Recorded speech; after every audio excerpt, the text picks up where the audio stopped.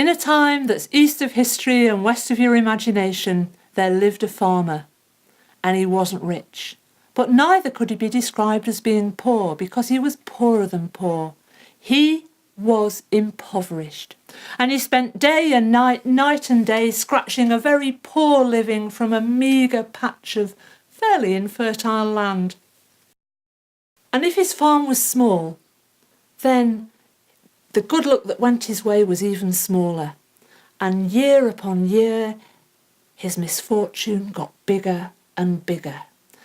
And just when he thought his luck was improving or that he'd turned a corner, it wasn't, and he certainly hadn't. So that when his cow caught mastitis and couldn't give milk, he had to go and buy some ointment, and that took his last coins. And taking the last coins meant he couldn't afford the winter fodder. The cow grew thinner and thinner, became infertile, and couldn't give milk even though the mastitis was cured. And he thought, never mind, I've got my potatoes.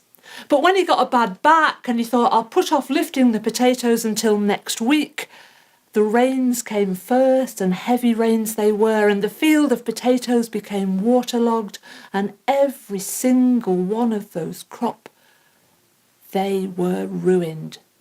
And he was always the optimist and said, never mind, there's always the cabbages. I can live off cabbage soup. But the local rabbits got to find out about those cabbages first, and so the poor farmer had to go to his nearest neighbour, who was a lot richer. And he said, please can I borrow a shotgun to control the rabbits? Yes, you can, said the neighbour, who didn't really like the poor farmer. And he gave him one of his oldest and least reliable shotguns. And when the farmer went to control the rabbits, the gun misfired and he lost his index finger, which wasn't just painful, but it made every single job on the farm even more difficult for him. And even that didn't stop his optimism, but things went from bad to worse. And the final straw for that farmer was when he got a tax demand for 10 years previously, and he hadn't got a hope in hell of paying it. And he took himself to the edge of his rough pasture where his 2 rather scrawny sheep were grazing, and he sat himself down on a big flat-top boulder, his head in his hands in complete and utter despair. And he would have remained covered by his cloak of misery if a strange cackling laugh hadn't awoken him. Ha ha ha! What was that? And when he looked, there was a strange, evil-looking creature with matted black hair in patches, bald patches in between with purple scabs on them, dancing round and whirling and twirling round the flat-top boulder where the farmer was sitting, long spindly arms on the creatures with green nails at the end of thin fingers, yellow bulbous eyes, and a mouth that constantly laughed and cackled, and from which came the stench, the reek of the most fetid breath that the farmer had ever had the misfortune to smell. And when he asked the creature who he was, the strange creature stopped dancing and prancing and said, I am your misfortune, and I've come here to make sure that you are truly miserable, because you are my servant and I am your servant, and you will be miserable as long as I'm with you. And the farmer couldn't believe it. He said, You? You are the cause of all my bad luck, everything going wrong, my finger, the rabbits, oh!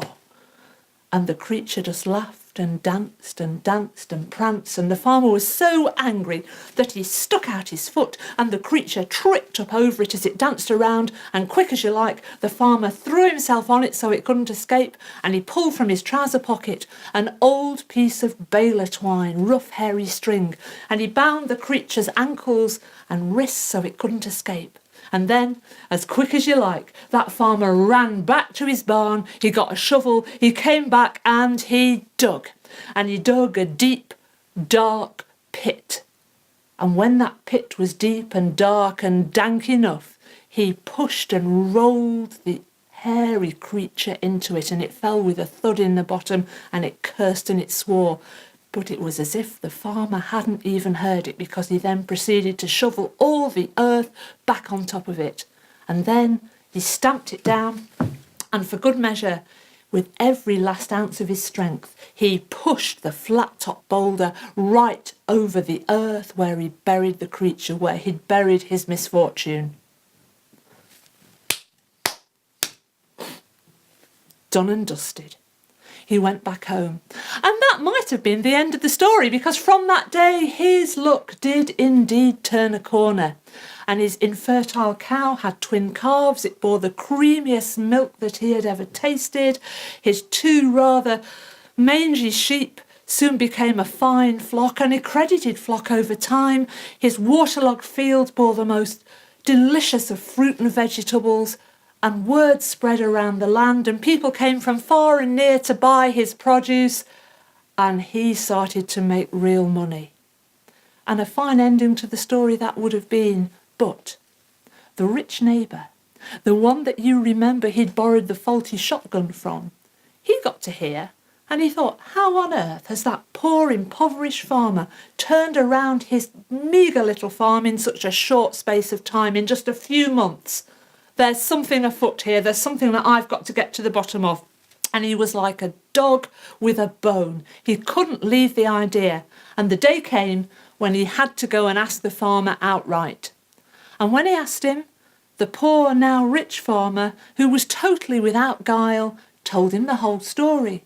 And he even pointed out the flat-top boulder that marked the spot where his misfortune was buried. His rich neighbour was jealous. He couldn't bear the thought of his once poor neighbour being rich, possibly even richer than he was. And that very night he took a spade, he went out to the edge of the rough pasture, and when he reached the flat-top boulder, he with every ounce of his strength pushed it away, and beneath was a bare patch of earth. And he took his spade, and he dug, and he dug, and he dug deep, and he dug deeper, and eventually down at the bottom of the pit that he revealed was the matted black hair of the creature. And he laid down on the ground, and he reached in, and he pulled it out, and the stench was vile, but the creature was still cursing and swearing. And he took a pocket knife, and he undid the bonds that tied its wrists and ankles. And then he said, right, you're free now, and now you are free to go back and to plague and to torment your former master. Off you go. Oh, no, sir, no, sir. Because he was so cruel to me. Do you know what? He threw himself on top of me, and he tied up my wrists and my ankles, and then he dug a deep hole, and he pushed me in, and he shoveled the earth on top of me. And you, sir, you came and let me go free. And I am so grateful to you. And now I will be your servant, and I will stick by you through thick and through thin for the rest of your days. Which is exactly what happened. And of course that's exactly as it should have been, and that is exactly as it should be always.